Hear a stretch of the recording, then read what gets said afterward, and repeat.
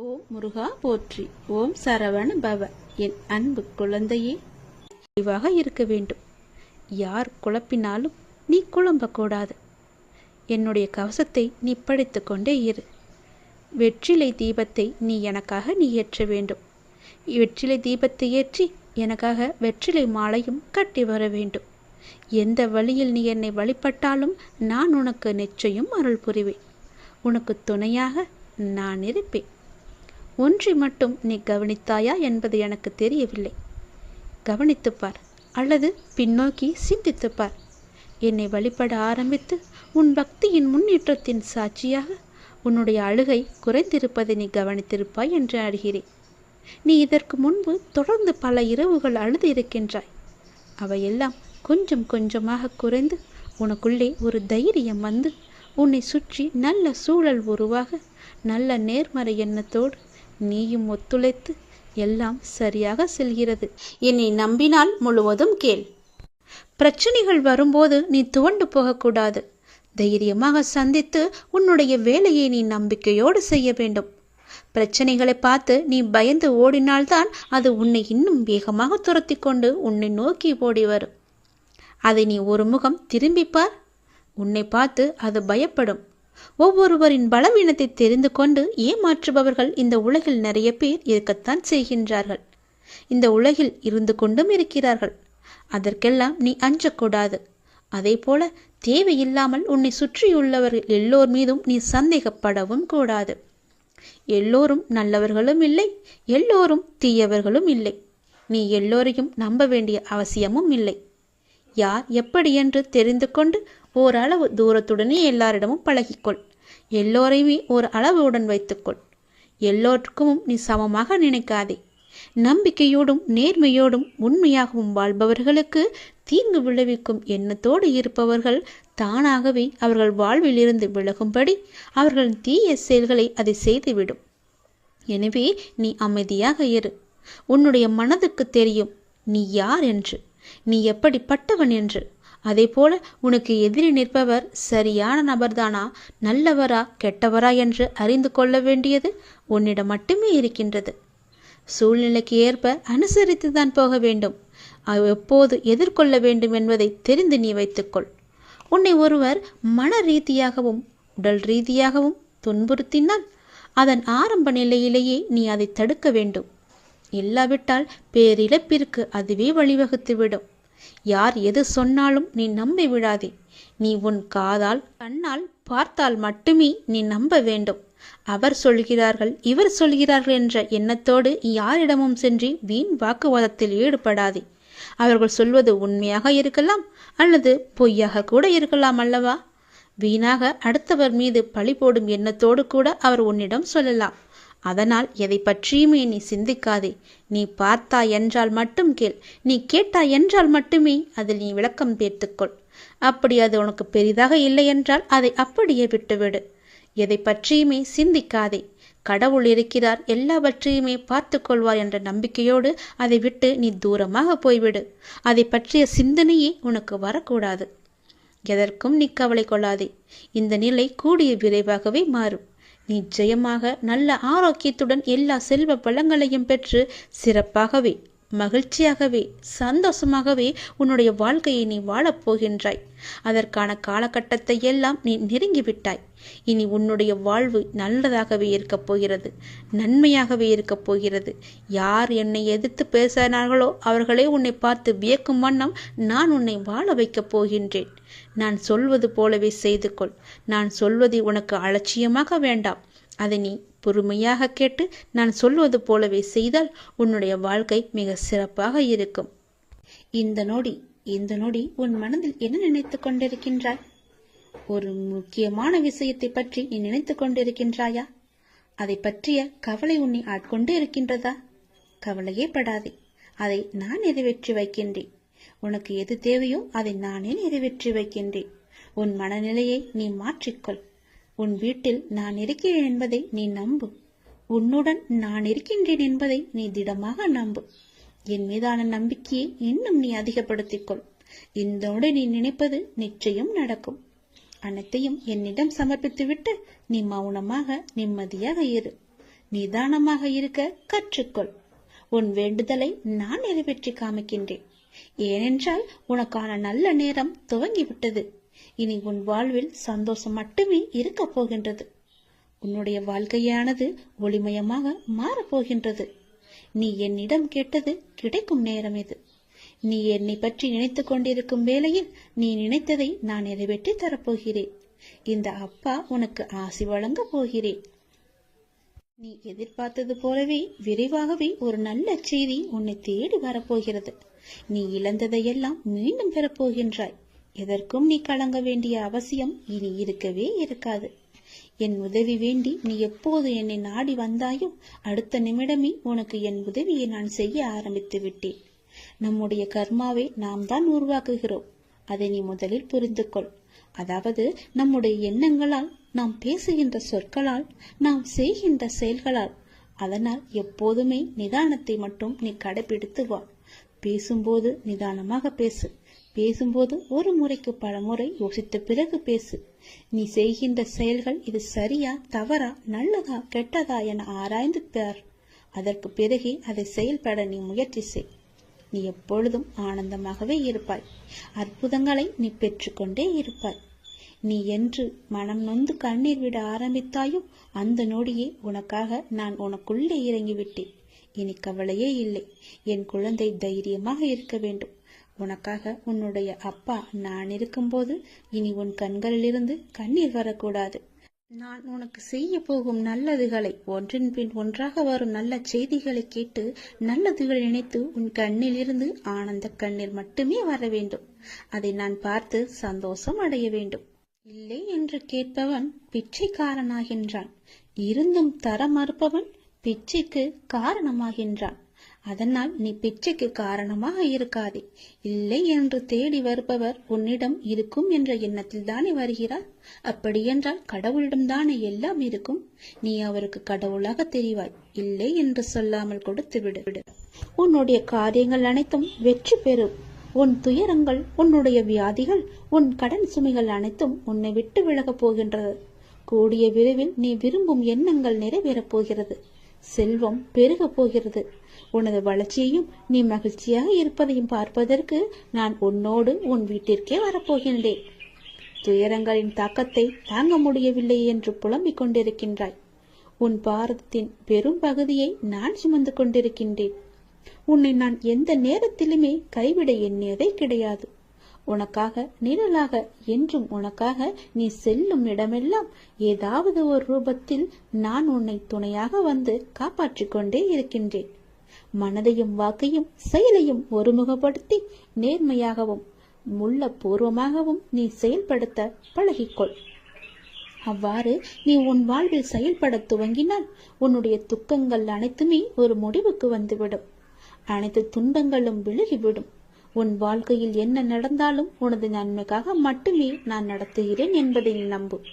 என் குழந்தையாக நீ எதற்கும் எப்போதும் யாருக்காகவும் நீ பயப்பட வேண்டாம். எல்லாமே நீ விரும்பியது போலவே நல்லதாகவே நடக்கும். இது உன் அம்மாவாக, அப்பாவாக, உன் குருவாக என்னுடைய சத்திய வாக்கு. இது எல்லா மங்களங்களும் உனக்கு விளைய போகின்றது. எந்த ஒரு சூழ்நிலையிலும் நீ கவலை மட்டும் நீ படக்கூடாது. எதிர்மறை எண்ணத்தை உன் மனதிற்குள்ளே கொண்டு வரக்கூடாது. எப்போதும் நீயும் உன் வீடும் நேர்மறையாகவே எப்பொழுதும் சூழ்ந்து இருக்கட்டும். நேர்மறையை மட்டுமே உனக்குள்ளும் உன் வீட்டிற்குள்ளும் கொண்டு வா. தன்னை நாடி வருபவரிடம் எந்த வித்தியாசங்களையும் நான் ஏற்ற இறக்கங்களையும் நான் பார்க்க மாட்டேன். தன் சன்னதியை அடைந்து கண்மூடி நம்பிக்கையுடன் பிரார்த்தனை செய்பவர்கள் மேல் தன்னுடைய பேரருளை நான் வியாபிக்க செய்கின்றேன். இன்றைய தினம் என்னுடைய பேரருளை நீ பெற்று வாழ்வாங்கு வாழப்போகின்றாய். சந்தோஷங்கள் பொங்க நான் உன்னை ஆசீர்வதிக்கின்றேன். என்னை சரணாகதி அடைந்தவர்கள் துன்பத்தில் விழும் தருவாயில் கூட அவரது கை கொடுத்து நான் தூக்கி விடுகிறேன். கைபிடித்து எழுந்து என்னிடம் வந்து விட்டால் போதும், நான் அவர்களை பார்த்துக் கொள்வேன். நிச்சயம் உன்னுடைய எதிர்காலம் மிக சிறப்பானதாக மாற்றித்தர நான் உனக்கு சத்திய வாக்கு தருகிறேன். கடந்த காலத்தை நீ கடந்து வந்தால்தான் எதிர்காலம் உனக்கு கைகூடி வரும். நடந்து முடிந்தது அனைத்துமே பாடம். அதை மீண்டும் மீண்டும் நினைத்து கொண்டிருந்தால் கண் முன் இருக்கும் வாய்ப்பும் கண்ணுக்கு தெரியாது போய்விடும். நல்லதை செய், உனக்கு நல்லதே நடக்கும். இந்த அப்பன் எப்போதுமே உனக்காக மட்டுமே இருக்கின்றேன். உன் நல்லதுக்காகவே நான் வாழ்ந்து கொண்டிருக்கின்றேன். உனக்கு நல்லது செய்யவே உனக்கு துணை புரிந்து கொண்டிருக்கிறேன். எல்லாவற்றிலும் நீ ஜெயிக்க என்னுடைய ஆசைகளையும் எப்போதும் நான் உனக்கு வழங்கி கொண்டே இருப்பேன். நல்லது நடக்கும். நாம் எல்லோருமே தவறு செய்கின்றோம் தான். ஏதோ விதத்தில் தெரிந்தும் செய்கிறோம், தெரியாமலும் செய்கிறோம். அறிந்து செய்வதுதான் பெரும் பாவம். அறியாமல் செய்வது கூட பாவத்தில் ஏற்றுக்கொள்ளப்படாது. தவறு செய்வது எளிது. ஆனால் அதை திருத்திக் கொள்வது, திருத்தி அதே பெயருடன் நல்ல பெயருடன் வாழ்வது என்பது மிகவுமே கடினம். தவறு செய்ய ஒரு நிமிடமே போதுமானதாக இருக்கிறது. அதனுடைய விளைவை அனுபவிக்கத்தான் வாழ்நாள் முழுவதும் நமக்கு தேவையா இருக்கின்றது. உண்மையான அன்பை காயப்படுத்துவதும் பொய்யான அன்பை விழுந்து விழுந்து கவனிப்பதும் தான் மனிதனின் மனம். நேசித்தவரை மீண்டும் மீண்டும் காயப்படுத்தி கொண்டே இருந்தால் ஒரு கட்டத்தில் அவரிடமிருந்து கண்ணீரும் வராது, சண்டையும் வராது. அன்புதான் வற்றி போகும். எந்த உறவாக இருந்தாலும் அதில் உண்மையான பாசம் இருந்தால் மட்டுமே நீங்கள் நினைத்தாலும் உங்களை விரும்பி வரும். நம் கோபங்களின் அர்த்தம் புரியாதவர்களுக்கு நம் பாசத்தின் ஆழமும் புரியாது. அவரிடம் கோபத்தை காட்டுவதும் வீண்தான், அன்பை காட்டுவதும் வீண்தான். படித்தவர், கோபமானவர், புத்திசாலி, அடக்கமானவர், ஒழுக்கமானவர், வீரர், கொடையாளி என்று மற்றவர்களால் உங்கள் மீது உருவாக்கப்படும் அடையாளங்கள் நீங்கள் ஒன்றும் செய்ய முடியாது. அந்த அடையாளங்களை நம்மால் மாற்றவும் முடியாது. ஆனால் அந்த அடையாளத்திற்குள் உங்களுடைய வாழ்க்கையும் நீங்களும் சிக்கிக்கொண்டு விட்டது என உங்களின் உச்சக்கட்ட வேதனைதான் அதில் இருக்கும். பிடித்ததை செய்தால்தான் அளவற்ற மகிழ்ச்சி. ஆனால் சிலவற்றை நாம் காலத்தின் கட்டாயத்தால் ஏற்றுக்கொண்டால் அதற்கு மகிழ்ச்சி கிடைப்பது தாமதமாகத்தான் ஆகும். மௌனத்தை விட சரியான தண்டனை இருக்க முடியாதல்லவா? நம்மை எதிர்பார்ப்பவர்களுக்கும் நம்மை அலட்சியம் செய்பவர்களுக்கும் அலட்சியம் செய்யும் உறவுகளுக்கும் வழி எப்போதும் கண்ணீரில் மட்டுமே இருப்பதில்லை. சில நேரம் சிரிப்பிலும் மறைந்திருக்கும். செல்வத்தில் இருப்பவர் நம்மை கூப்பிட்டால் போய் பார்ப்பதும், துன்பத்தில் இருக்கும் ஒருவரை உடனே போய் பார்ப்பதும் தான் உண்மையான அறநெறி. 4 பேருக்கு நாம் பயப்பட வேண்டும் என்று நினைப்பவர்களை விட நமக்கு யாரெல்லாம் பயன்படுவார்கள் என்று நினைப்பவர்கள்தான் இந்த உலகத்தில் அதிகம். சிந்தித்து பாருங்கள், சிந்தித்து செயல்படுங்கள். இறுதியாக பாதைகளில் தடைகள் இருந்தால் அதை தகர்த்துவிட்டுதான் செல்ல வேண்டும். அப்படி இல்லை, தவிர்த்துவிட்டு நாம் செல்லலாம், எறும்பை போல. ஆகவே எதிலும் விழிப்புணர்வுடன் இருந்து எது அவசியம், எது அவசியமற்றது என எல்லாவற்றையும் சிந்தித்து செயல்படுங்கள். அவசியமாகிறது மட்டும் என எல்லாத்தையுமே வசியமாக்குங்கள். உங்களுடனே எப்பொழுதும் உங்களுக்குள்ளவே வைத்து. தவறு நம் கண்ணுக்கு தெரியாது, ஆனால் அடுத்தவர் செய்யும் தவறோ எல்லாவற்றிற்கும் முன்பாக நம் கண்ணுக்கு தெரிய வந்துவிடும். மற்றவர்களின் குறைகளை நாம் பொருட்படுத்தக்கூடாது. அவர்கள் உன் மீது சுமத்தும் குறைகளையும் நீ காதில் வாங்கிக் கொள்ளாதே. உன்மேல் தவறு இருப்பதாக உன்னுடைய மனசாட்சி சொன்னால் உன்னை நீயே சரி செய்து கொள். மற்றவர்களுக்காக இல்லாமல் உனக்கு நீ உண்மையாக இரு. உன் மனதின் சாட்சியாக இருப்பது உன்னுடைய அப்பா என நீ புரிந்து கொள். நிச்சயம் உனக்கு நல்லது மட்டுமே நடக்கும். உன் அப்பா உன்னுடைய மனசாட்சியாக உன்னுடனே இருப்பேன். இதுதான் காலத்தின் கட்டாயம். நன்றாக சிந்தித்துப்பார். இதுவே சரியான பாதையாக இருக்கும். நீ சிந்திக்க தவறினால் இதுவே சரியான தண்டனையாக கூட இருக்கலாம். நன்றாக யோசித்து சிந்தித்து அதன் பிறகு செயல்படு. நான் யார் மீதுமே கோபம் கொள்வதில்லை. ஒரு தாயாகட்டும் ஒரு தந்தையாகட்டும் தன் குழந்தைகள் மீது கோபம் கொள்ள உரிமை இல்லையா? கோபம் தான் அடைவாளா? அப்படி கோபம் அடைந்தால் அது உண்மையான கோபமாக இருக்குமா? அந்த பிள்ளையின் நலனுக்காக மட்டும்தானே இருக்கும். அந்த பிள்ளையே வேண்டாம் என்று ஒதுக்கி விடுவாளா? கிடையாது. அதுபோலத்தான் நானும். கடல் தன்னிடம் வந்து சேர்ந்த தண்ணீரை நதிகளுக்கு திருப்பி அனுப்பியது உண்டா? கிடையாதே. தன்னுடைய குழந்தை என்று தன்னிடமே வைத்துக் கொள்வது போல நானும் உன்னை என்னிடமே வைத்திருக்கிறேன். என் பிரசன்னம் நோயுற்றவர்களை ஆரோக்கியமானவர்களாகவும், அநீதியானவர்களை நீதிமான்களாகவும், சுயநலவான்களை தொண்டு செய்யும் மனம் உடையவர்களாகவும் மாற்றுகிறது. நீ என்னுடைய குழந்தை. இதுதான் யதார்த்தமான உண்மை. இந்த யதார்த்தமான உண்மையை புரிந்து கொள்ளுங்கள். நீங்கள் விழிப்புணர்வின்றி தேவையற்ற விஷயங்களுக்காக கோபப்படும் நபராக இருந்தால் உங்களின் முதல் எதிரி நீங்கள்தான் என்பதை தெரிந்து கொள்ளுங்கள். யார் மீதும் எப்பொழுதும் எதற்காகவுமே கோபப்படாதீர்கள். அன்பால் சாதிக்க முடியாததை ஒரு கோபத்தால் சாதிக்க முடியுமா? எதையுமே சாதிக்க முடியாது. எந்த சந்தர்ப்பத்தையும் எப்பேற்பட்ட சூழலையும் சமாளிக்க தெரிந்த அறிவு நிறைந்தவராக நீங்கள் இருக்கலாம். ஆனால் அன்பின் முன் உங்கள் அதே அறிவென்னும் ஆயுதம் பலமிழந்து போகும் என்பதை நினைவில் கொள்ளுங்கள். நீங்கள் விரும்பியது, ஆவல் கொண்டது இவை யாவுமே முளைக்காது. நீங்கள் விதைத்ததே முளைக்கும். நல்லதை விதைத்து நல்லதை அறுவடை செய்யுங்கள். உங்கள் எதிர்காலத்தை உருவாக்குவதில் அதிக கவனத்தை செலுத்துங்கள். ஏனென்றால் உங்கள் வாழ்க்கையில் மீதி இருக்கும் பகுதியை அங்குதான் கழிக்கப் போகிறீர்கள். உங்களுடைய எதிர்காலத்திற்காக உங்களுக்கு இருக்கும் ஒவ்வொரு நொடியிலும் நல்ல சிந்தனைகளையும் செயல்களையும் உங்களுக்குள் விதைத்து கொண்டே இருங்கள். எதை நினைத்தும் கவலைப்படாதீர்கள். வீணான கவலையினால் உங்கள் வாழ்வின் இனிய தருணங்களை நீங்கள் இழக்க நேரிடும். அதனால் தான் சொல்கிறேன், உங்கள் வீணான கவலையை அப்பொழுதே அந்த நொடியே அழித்து விடுங்கள். வளைவுகள் இல்லாத பாதையும் கிடையாது. கவலைகள் இல்லாத வாழ்க்கை பயணமும் கிடையாது. துணிவோடும் நம்பிக்கையுடனும் செல்லுங்கள். நீங்கள் அடையும் ஒவ்வொரு இலக்கும் மிக அருகில் இருப்பதை நீங்கள் உணர்வீர்கள். இந்த அப்பாவின் துணை எப்போதுமே உங்கள் இருக்கும். எந்த பயமுமின்றி தைரியத்தோடு என்னை நம்பி நீங்கள் வாருங்கள். உங்களுடைய இலக்கு உங்களுக்கு அருகிலேயே இருப்பதை நீங்கள் கண்கூடாக பார்ப்பீர்கள். எந்த ஒரு தடங்களுமின்றி உங்களுக்கான வெற்றி இலக்கை நிச்சயமாகவே எளிதாகவே நீங்கள் கைப்பற்றி விடலாம். வீணான கவலையிலிருந்து உடனே வெளிவர பாருங்கள். வீணான கவலை வீணாக நிம்மதியை கெடுத்துவிடும். மகிழ்ச்சியை தர என்னை சரணடையுங்கள்.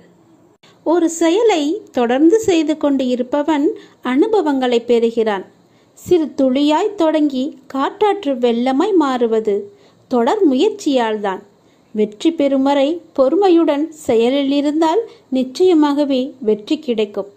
கதவை தட்ட சந்தர்ப்பம் கிடைத்தால் தட்டிவிடுங்கள். கதவை தட்டாத காரணத்தால் எத்தனையோ வாய்ப்புகள் உங்களை அறியாமலேயே நீங்கள் விட்டிருக்கலாம். இழந்தும் இருப்பீர்கள். தோல்வி நேர்ந்து விடுமோ என்ற பயத்தில் எதுவும் சாத்தியமாகாது.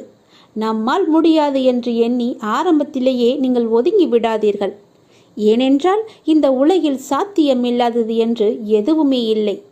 சாத்தியம் இல்லாதது எதுவுமே இல்லை என்று நம்பி தொடர்ந்து முயற்சி செய்கின்றவர்கள்தான் பல்வேறு கண்டுபிடிப்புகளையும் சாதனைகளையும் செய்து இறுதியில் தங்கள் வாழ்க்கையில் வெற்றி கண்டுள்ளனர். நம்பிக்கையும் முயற்சியுமே திருவினையாக்கும் என்பதை ஒருபோதுமே நீங்கள் மறந்து விடாதீர்கள். செய்யும் ஒவ்வொரு காரியத்திலும் என்ன செய்கிறோம், எதற்காக செய்கிறோம் என்று செய்வதை தெளிவுடன் செய்வதே சிறந்தது.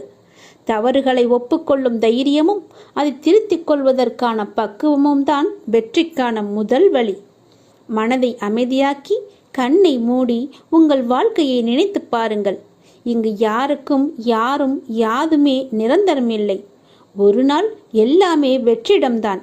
அப்படி இருக்கையில் ஏன் நீங்கள் இதற்கு போய் உங்கள் மனதை போட்டு குழப்பிக்கொள்கிறீர்கள்? ஏன் எல்லா நேரமும் அது கிடைக்கவில்லையே, இது நடக்கவில்லையே என்று புலம்பிக் கொண்டு இருக்கிறீர்கள்? உங்களுக்கு எது வேண்டுமோ, எந்த லட்சியத்தை அடைய நினைக்கிறீர்களோ அதை மனதில் கொண்டு செயல்படுங்கள். ஒரு நாள் கண்டிப்பாக அது உங்களை வந்து சேரும். அதுவரை எதற்கும் மனதில் கஷ்டப்பட்டு கொண்டிருக்கிறீர்கள். எதற்காக கஷ்டப்பட்டு கொண்டிருக்கிறீர்கள்? இருப்பதை கொண்டு சந்தோஷமாக வாழுங்கள். உங்களது எண்ணங்களை ஒரு நிலைப்படுத்தி நம்பிக்கையோடு உங்கள் கடமைகளை செய்யுங்கள்.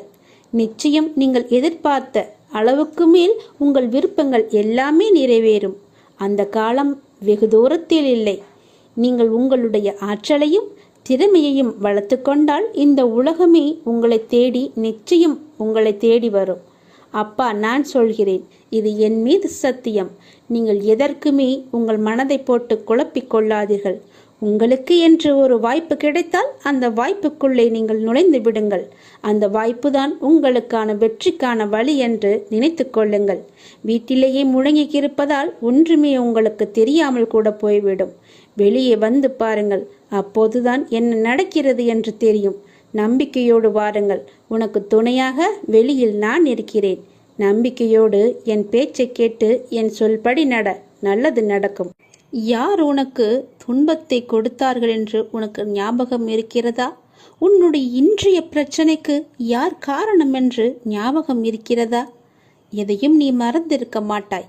யார் உனக்கு துன்பத்தை கொடுத்தாரோ அவர் இன்றைக்கு நிச்சயம் நன்றாக இருப்பதை போன்ற தோற்றம் உனக்கு தெரிந்து கொண்டிருக்கும். அப்படிதானே?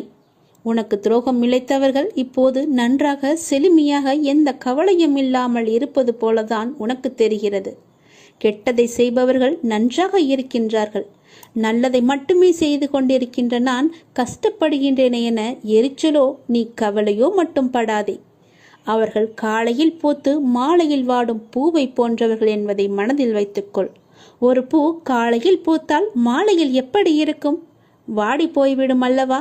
அப்படிதான் அவர்களும். இப்போது பூத்து குலுங்கும் நேரம். விரைவிலேயே அவர் வாடும் நேரத்தையும் எட்டி விடுவார்கள். இன்னும் கொஞ்சம் காலம்தான். நீ பொறுமையாக இரு. அவர்கள் வாடப்போவதை நீ கண்கூடாக பார்க்கப் போகிறாய். இப்போது உள்ள மேன்மையிலிருந்து விரைந்து கீழே தள்ளப்படுவார்கள். நீ எப்படிப்பட்டவன் என்பது தெரியுமா? நீயோ விருட்சத்தை போன்றவர். விருட்சமாக வேரூன்றி ஆழமாக நிற்கப் போகிறாய். எல்லோருக்கும் நிழல் தரும் மரமாக இருக்கப் போகிறாய்.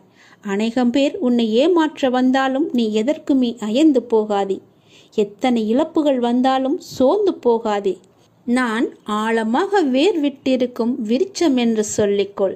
நான் ஆலமரம், என்னை யாரும் அசைத்து பார்க்க முடியாது என்று நெஞ்சை நிமிர்த்தி சொல்லிக்கொள். நீ மலர்களை மட்டுமல்ல கனிகளையும் தரப்போகிறாய். அதில் வருகின்ற நன்மை பலருக்கும் பயனாகவே இருக்கும். உன் நிழல் தேடி வரும்போது உன்னால் முடிந்த உதவிகளை அவர்களுக்கு செய்.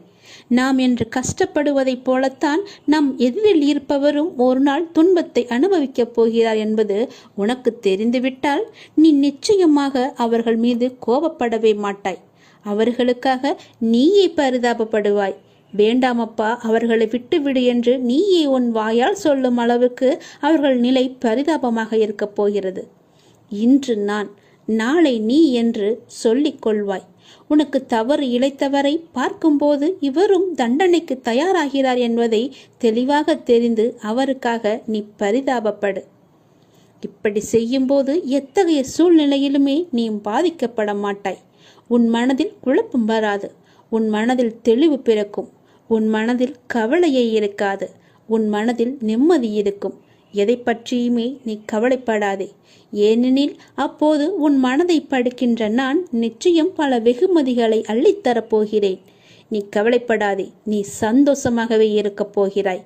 நிம்மதியாக வாழப்போகிறாய்.